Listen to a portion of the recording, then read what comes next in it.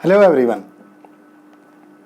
आज मैं आपको एक बहुत पुरानी और बहुत बेसिक स्टोरी सुनाऊंगा। और ये स्टोरी आपने बचपन में, अपनी बुक्स में, अपनी क्लास में बहुत बार पढ़ी होगी और बहुत बार इसे सुना भी होगा। ये स्टोरी है थर्स्टी क्रो की, प्यासा कौवा। इस स्टोरी से जो आपकी लर्निंग हुई होगी, या उस समय जब मोरल ऑफ द स्टोरी लिखते थे तो लिखते थे जहाँ चाह वहाँ राह। यानी कि जहाँ पर हमारी चाहत होती है, जहाँ हम चाहते हैं, वहाँ पर कोई न कोई रास्ता निकल आता है। बेसिकली प्रॉब्लम सॉल्विंग से रिलेटेड एक स्टोरी थी ये, प्यासा कौवा। वैसे ये स्टोरी सुनने में और पढ़ने में बहुत इजी लगती है, सिंपल सी लगती है, लेकिन अगर इसे डिटेल में हम देखें तो बहुत इंटरेस्टिंग है और बहुत सारी लर्निंग देती है, बहुत चीज़ें समझने में मदद करती है। सो प्रॉब्लम सॉल्विंग हमारी डेली लाइफ का हिस्सा बन चुका है। हम अलग अलग स्टेजेस पर अपनी लाइफ के अलग अलग लेवल की प्रॉब्लम्स को फेस करते हैं और अलग अलग तरीके से उन्हें सुलझाते हैं। यानी कि प्रॉब्लम सॉल्विंग हमारी लाइफ का हिस्सा है, प्रोफेशनली भी और पर्सनली भी। प्रोफेशनली तो प्रॉब्लम सॉल्विंग एक इम्पॉर्टेंट पार्ट बन चुका है ऑर्गेनाइजेशंस के अंदर। सो प्रॉब्लम सॉल्विंग के अलग अलग मेथोलॉजीज होते हैं, लाइक PDSA या PDCA एक सिंपल फॉर्मेट है क्वालिटी मैनेजमेंट के अंदर। इसी तरह से सिक्स सिग्मा, DMAC या DMADV भी एक प्रॉब्लम सॉल्विंग मेथोलॉजी ही है। 8 डिसिप्लिन्स या 8D प्रॉब्लम सॉल्विंग मेथोलॉजी भी एक प्रॉब्लम सॉल्विंग मेथोलॉजी ही है। बहुत सारे अलग अलग तरीके की प्रोफेशनली प्रॉब्लम सॉल्विंग मेथोलॉजी है, लेकिन मैं यहाँ बात थर्स्टी क्रो की कर रहा हूँ। वापस अपने टॉपिक पर आते हैं, वापस अपनी स्टोरी पर आते हैं, थर्स्टी क्रो पर। मैं क्यों इस स्टोरी के ऊपर इतना दबाव दे रहा हूँ, इतना एम्फसाइज़ कर रहा हूँ, उसका रीज़न ये है कि ये पूरी की पूरी स्टोरी जो है सारी प्रॉब्लम सॉल्विंग मेथोलॉजीज़ को इंक्लूड करके चलती है। चाहे वो PDSA हो या PDCA हो, चाहे वो लीन सिक्स सिग्मा हो या सिक्स सिग्मा DMAC मैथोलॉजी हो, या 8 डिसिप्लिन्स प्रॉब्लम सॉल्विंग मैथोलॉजी हो, या कोई और प्रॉब्लम सॉल्विंग मैथोलॉजी हो, या फिर अगर आप कोई भी टेक्निकल नाम ना लेना चाहें तो अपनी डेली लाइफ में हम प्रॉब्लम्स को कैसे सॉल्व कर सकते हैं वो इस स्टोरी से बहुत आराम से समझा जा सकता है। तो चलिए देखते हैं स्टोरी में है क्या। आपने बहुत बार इसे पढ़ा भी होगा, बचपन में पढ़ा होगा, मुझे नहीं मालूम कि आपको अब ये याद है या नहीं याद है। अब आपके बच्चे ज़रूर पढ़ रहे होंगे, है ना। तो स्टोरी ये थी कि एक कौवा था और वो बहुत प्यासा था, बहुत तेज़ प्यास लगी थी उसे, और वो पानी की तलाश में इधर उधर भटकते भटकते एक पार्क में पहुंचा। पार्क में इधर उधर देखने के बाद उसे कहीं कहीं पानी उसे नज़र नहीं आया। प्रॉब्लम उसकी यही थी कि उसे पानी पीना है। ये पानी तो उसका ऑब्जेक्टिव था कि वो पहले पानी की तलाश कर रहा था, प्यास लगी हुई थी उसे।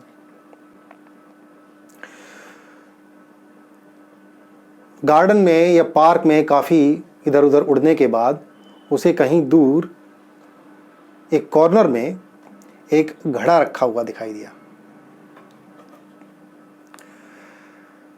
घड़े के ऊपर गया, घड़ा देख करके उसे बहुत खुशी हुई, लेकिन घड़े के ऊपर जैसे ही जाकर के बैठा और उसने जैसे ही चोंच जो है घड़े के अंदर डाली तो उसे समझ में आया कि वो पानी तो पी ही नहीं सकता।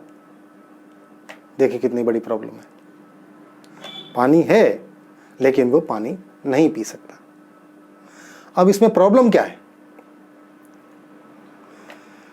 प्रॉब्लम सॉल्विंग के लिए जब तक आप ये नहीं समझेंगे प्रॉब्लम है क्या, सॉल्व कैसे करेंगे? अब इसमें प्रॉब्लम क्या है? क्या पानी का ना होना? पानी तो है, पानी से मिल गए, तो फिर प्रॉब्लम क्या है? प्रॉब्लम ये है कि उसकी चोंच जो है पानी तक नहीं पहुंच पा रही थी, है ना? यही हमारी लाइफ में भी होता है।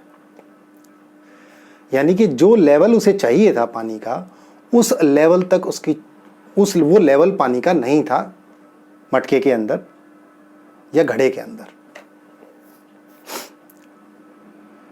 तो हमारी लाइफ में प्रॉब्लम क्या होती है?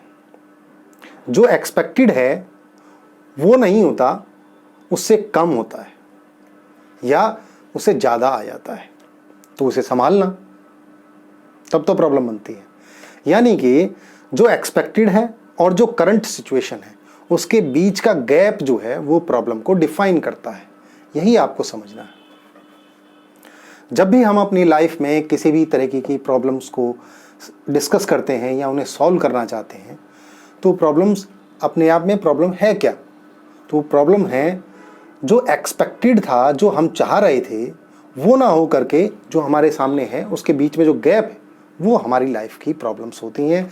या आप इसे प्रोफेशनल वे में लेंगे तो वहाँ भी यही सिचुएशन होती है। जो टारगेट हम अचीव करना चाहते हैं वो एक्सपेक्टेड है, और करंट में हम जहाँ खड़े हुए हैं उसके बीच का जो गैप है वो प्रॉब्लम्स होती हैं।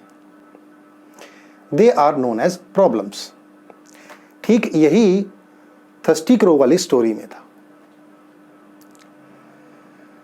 कौवे की चोंच जो है वो घड़े के अंदर पानी तक नहीं पहुंच पा रही थी, क्योंकि पानी का लेवल जो है वो उस लेवल तक नहीं था जहां तक उसकी चोंच पहुंच पाती, उसके बीच में गैप था। अब ठीक है, अब पता लग गया प्रॉब्लम क्या है। दूसरी बात आती है, जब हमें ये मालूम पड़ गया प्रॉब्लम क्या है, तब हम क्या करते हैं, या तब कौवे ने वहां पर क्या किया? तब कोई ने इधर उधर देखा चारों तरफ, क्या क्या ऐसी चीजें हैं या कौन कौन से ऐसे रिसोर्सेज हैं जिनकी हेल्प से वो अपनी प्रॉब्लम को सॉल्व कर सकता है। यही हम भी देखते हैं अपनी डेली लाइफ में कि कौन से ऐसे रिसोर्सेज हैं जिनकी हेल्प से प्रॉब्लम को सॉल्व किया जा सकता है। यानी कि प्रॉब्लम आइडेंटिफिकेशन के बाद अब रिसोर्सेज को आइडेंटिफाई करना है जिनकी हेल्प से प्रॉब्लम को सॉल्व किया जा सकता है, राइट। उसके बाद कौवे ने बाग में इधर उधर देखा कि कौन सी ऐसी चीजें हैं जिनकी हेल्प से वो अपनी प्रॉब्लम को सॉल्व कर सकता है। एक रिसर्च के मुताबिक कौवा एक ऐसा पक्षी है जो काफ़ी इंटेलिजेंट होता है। वो छोटे बड़े जो साइज होते हैं, अलग अलग पेबल्स या पत्थर्स जो होते हैं, उनके बीच में डिफरेंशिएट कर सकता है। तो काफ़ी इंटेलिजेंट पक्षी होता है कौवा। ठीक है, अब उसने इधर उधर देखना शुरू किया तो उसे कुछ पत्थर नजर आए। तो पत्थर उसके लिए प्रॉब्लम सॉल्विंग के लिए उसे समझ में आया कि ये उसकी प्रॉब्लम को सॉल्व कर सकते हैं। तो अब उसने क्या करना शुरू किया? क्या उसने सारे पत्थर एक साथ उठा करके डाल दिए मटके के अंदर? नहीं, ऐसा तो नहीं किया था उसने। ये आता है हमारा तीसरा स्टेप प्रॉब्लम सॉल्विंग का। यानी कि हम क्या करते हैं, जो हमें रिसोर्स आइडेंटिफाई हो गए, जब हमें प्रॉब्लम पता लग गई, अब उस प्रॉब्लम को जब हम सॉल्व कर रहे हैं तो थोड़ा सा प्रॉब्लम के ऊपर एक्सपेरिमेंट किया, अपना जो सॉल्यूशन समझ में आया, सॉल्यूशन को प्लान किया, प्लानिंग ऑफ द सॉल्यूशन। जो सॉल्यूशन समझ में आया, यानी कि जब कौवे को समझ में आ गया कि पत्थर डालने से पानी ऊपर आ सकता है, तो उसने अपने सॉल्यूशन को प्लान किया। और जब प्लानिंग करते हैं सॉल्यूशन की, तो एकदम से सारा का सारा सॉल्यूशन इंप्लीमेंट नहीं करते, पायलट टेस्टिंग करते हैं। ठीक यही काम कौवे ने भी किया। एक पत्थर उठाया, पानी के अंदर डाला, एनालाइज किया कि पानी के लेवल में कोई फर्क पड़ता है या नहीं पड़ता। फिर दूसरा पत्थर उठाया, फिर पानी के अंदर डाला, फिर एनालाइज किया कि क्या पानी के ऊपर कोई फ़र्क पड़ रहा है या नहीं पड़ रहा है। इसे हम स्मॉल काइजन भी कह सकते हैं, छोटे छोटे काइजन करना, देखना कि पत्थर डालने से क्या कुछ फ़र्क पड़ता है या नहीं पड़ता है। यानी कि जब हम काइजन कर रहे हैं तो काइजन करते हुए ये भी नोटिस करना है कि क्या कोई फ़र्क पड़ रहा है, हमारा जो सॉल्यूशन है वो इम्प्लीमेंट किस तरह से हो रहा है, उसके रिजल्ट क्या आ रहे हैं, उनके रिजल्ट्स को स्टडी करना। सो PDSA का मतलब होता है plan, do, study and act. Plan करना, प्लान के अंदर आप प्रॉब्लम को आइडेंटिफाई करते हैं, प्रॉब्लम का देखते हैं कि प्रॉब्लम कितनी बड़ी है, उसी के हिसाब से आप सॉल्यूशन तैयार करते हैं। और फिर सॉल्यूशन के अंदर भी पहले पायलट टेस्टिंग करते हैं, पहले सॉल्यूशन को पायलट फॉर्मेट में टेस्ट करके देखना, राइट। तो कौवे ने एक पत्थर उठाया, फिर पानी के अंदर डाला, फिर देखा कि पानी के लेवल में कुछ फ़र्क पड़ता है या नहीं पड़ता। फिर एक पत्थर उठाया, फिर पानी के अंदर डाला, फिर देखा कि कुछ फ़र्क पड़ता है नहीं पड़ता। जब 2-3 पत्थर उसने डाल दिए तो उसे लगा कि हाँ, पानी का लेवल ऊपर आ सकता है, उतना आ सकता है कि जिससे उसकी चोंच जो है पानी के लेवल तक पहुंच जाए। फिर उसने लगातार पत्थर उठा करके मटके के अंदर डालने शुरू कर दिए और ऐसा वो धीरे धीरे करके करते चला गया। कॉन्टिन्यूअस इम्प्रूवमेंट, लगातार सुधार होते चले जाना, काइजन यही होता है। फिर उसने पत्थर उठाया और पानी के अंदर डालता चला गया, पत्थर उठाया, पानी के अंदर डाला और पानी का लेवल उस लेवल तक आ गया जहां उसकी चोंच पहुंच सकती थी। और जब पानी का लेवल जब उस लेवल तक आ गया तो उसने पानी को पिया और फिर वो आराम से उड़ गया। यही थी ना थर्स्टी क्रो, प्यासा कौवा। न केवल मोरल की बात है बल्कि ये पूरी की पूरी स्टोरी हमारी लाइफ में हमें अपनी प्रॉब्लम्स को कैसे फेस करना चाहिए उसकी भी सीख देती है, उसकी भी लर्निंग देती है हमें। सो नटशेल में अगर हम कहें तो जहाँ चाहा वहाँ रहा की बात है इसके अंदर। यानी कि जब हम चाहते हैं तभी कोई रास्ता निकलता है, जब हम सोचते हैं कि हमें प्रॉब्लम को सॉल्व करना है तभी कोई रास्ता निकलता है। जब भी हमारी लाइफ में कोई प्रॉब्लम आती है तो हमारे पास 2 ही रास्ते होते हैं, या तो हम प्रॉब्लम को फेस करें या एस्केप कर जाएं। ये हर इंडिविजुअल के ऊपर होता है कि वो प्रॉब्लम को फेस करेगा या एस्केप करेगा, यानी कि प्रॉब्लम को छोड़ देगा और अपना रास्ता बदल लेगा। अगर वो प्रॉब्लम को फेस करता है कोई भी इंडिविजुअल, तो प्रॉब्लम कुछ सॉल्व हो सकती है या कुछ भी नहीं सॉल्व हो सकती है या पूरी तरह से सॉल्व हो सकती है, लेकिन ये डेफिनेट है कि उस पर्सन की लर्निंग ज़रूर इम्प्रूव होगी, उसका एक्सपीरियंस ज़रूर बढ़ाएगी। प्रॉब्लम अगर नहीं भी सॉल्व होगी तब भी उसे ये पता लगेगा कि प्रॉब्लम ना सॉल्व होने के क्या कारण थे और ये प्रॉब्लम किस तरह की थी। लेकिन एस्केप करने में ना तो उसकी कोई लर्निंग हो रही है, ना कोई एक्सपीरियंस आ रहा है उसके पास, और ना वो आने वाले समय में किसी और को ये बता सकता कि किस प्रॉब्लम को किस तरह से सॉल्व किया जा सकता है। सो प्रॉब्लम सॉल्विंग हमारी डेली लाइफ का हिस्सा है और कोशिश हमें यही करनी चाहिए कि हमारे सामने जो भी प्रॉब्लम आ रही हैं उनको बड़ा सिंपैथेटिक वे में, सिंपैथेटिक मैं इसलिए इस्तेमाल कर रहा हूँ कि प्रॉब्लम को आप सिंपैथी ही दीजिए उसको, कि प्रॉब्लम के मान के चलिए कि वो अपने आप में सिंपैथी के ही काबिल है ना। सो फिर उसे सॉल्व करने की कोशिश कीजिए बड़े कूल माइंड से, बड़े पीसफुल माइंड से। पहले प्रॉब्लम को समझिए कि प्रॉब्लम है क्या, और प्रॉब्लम को समझने का मतलब है कि उस प्रॉब्लम को जज करना, वो कितनी बड़ी है, आपकी एक्सपेक्टेशन क्या है और करंट सिचुएशन क्या है, उसके बीच में गैप्स को समझना है ना। तो जब आप इन सब चीज़ों को समझेंगे तब आपको ये अंदाज़ा लग जाएगा कि प्रॉब्लम को ट्रीट कैसे करना है। उसके बाद सॉल्यूशन तैयार करना कि प्रॉब्लम को सॉल्व कैसे करना है। इंस्टेंटली रिएक्ट नहीं करना प्रॉब्लम के साथ, तुरंत कोई रिएक्शन नहीं देना है, देखिए प्रॉब्लम कितनी बड़ी है। फिर उसके साथ आपको जब सॉल्यूशन आपने तैयार कर लिया तो उसके साथ पायलट टेस्टिंग करनी है, जिसे हम स्टडी करना कहते हैं, डू एंड स्टडी। सॉल्यूशन तैयार करना और फिर डू एंड स्टडी का मतलब है जब आप उसके साथ में कुछ पायलट टेस्टिंग करेंगे तो आपके सामने कुछ रिजल्ट आएंगे, आप उन्हें स्टडी कीजिए कि ये प्रॉब्लम को सॉल्व पूरी तरह से किया जा सकता है या नहीं किया जा सकता। जैसे कौवे ने किया, कौवे ने क्या किया कि वो स्टोन को उठाता और मटके के अंदर डाल देता, फिर ये देख रहा था कि क्या इससे वाटर लेवल कुछ इम्प्रूव होता है या नहीं होता है। और जब उसे ये यकीन हो गया कि हाँ वाटर लेवल इम्प्रूव हो सकता है तो उसने कंटिन्यू किया। यही तो प्रॉब्लम सॉल्विंग का तरीका है।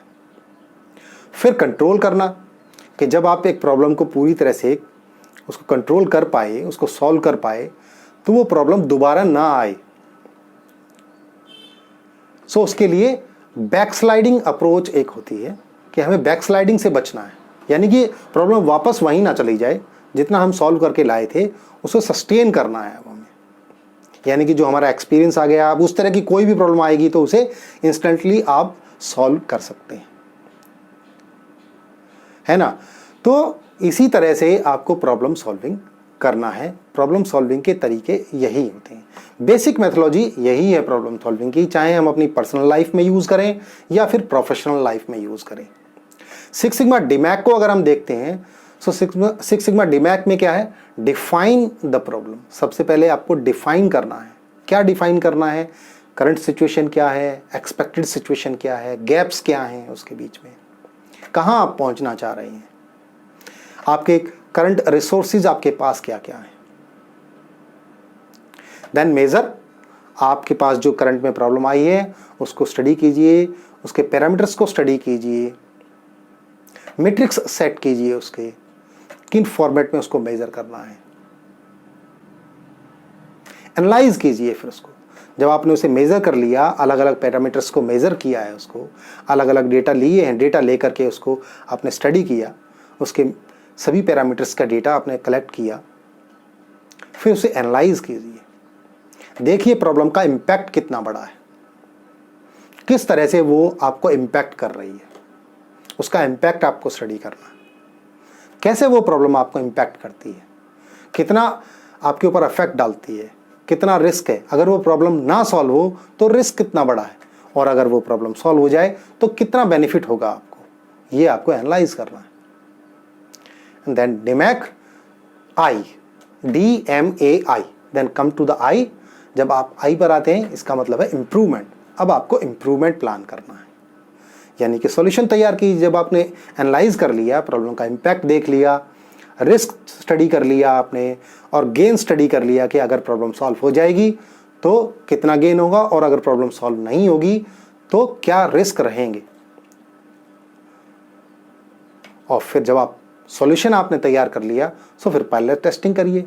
जो आपने सॉल्यूशन तैयार किया है उसको देखिए इम्प्लीमेंट करके उसमें क्या कुछ बेनिफिट आते हैं, और वो जो बेनिफिट आ रहे हैं वो किस तरह के बेनिफिट हैं, उनको स्टडी कीजिए। इम्प्रूवमेंट आपको रियलाइज़ हो रहे हैं या नहीं हो रहे हैं, उन इम्प्रूवमेंट्स को रियलाइज़ कीजिए। एंड आफ्टर दैट कंट्रोल, और जो इम्प्रूवमेंट आपके इम्प्लीमेंटेशन में आ गए हैं उन्हें अब कंट्रोल करना है ताकि बैक स्लाइडिंग ना हो सके। बैक स्लाइडिंग का मतलब है एक बार इम्प्रूव करके आप जहाँ पहुँच गए वहाँ से फिर वापस पिछली स्टेज पर ना जाएं। सो बैक स्लाइडिंग को प्रिवेंट करना है।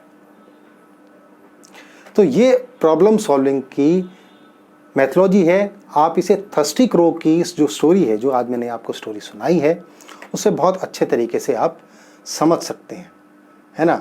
स्टोरी कैसी लगी, और प्रॉब्लम सॉल्विंग आप अपनी लाइफ में किस तरह की प्रॉब्लम सॉल्विंग करते हैं, कैसे प्रॉब्लम्स को सॉल्व करते हैं, किस तरह की प्रॉब्लम्स आप फेस कर सकते हैं, आप मुझे कमेंट में लिखकर शेयर कर सकते हैं, अपनी प्रॉब्लम्स को बता सकते हैं। वीडियो को लाइक कर दीजिए, शेयर कीजिए अपने दोस्तों के साथ और कलीग्स के साथ। Shake hand with life YouTube channel को सब्सक्राइब जरूर कर लीजिए, और बेल आइकन को ज़रूर प्रेस कर दीजिए, जिससे आने वाले सभी वीडियोस का नोटिफिकेशन आपको तुरंत मिल जाए। कोर्स नोट्स और ई बुक्स के लिए आप मेरी वेबसाइट www.shakehandwithlife.in पर विजिट कर सकते हैं। एक नए वीडियो में एक नए टॉपिक या एक नई स्टोरी के साथ मैं आपको फिर मिलूंगा। तब तक के लिए बाय बाय।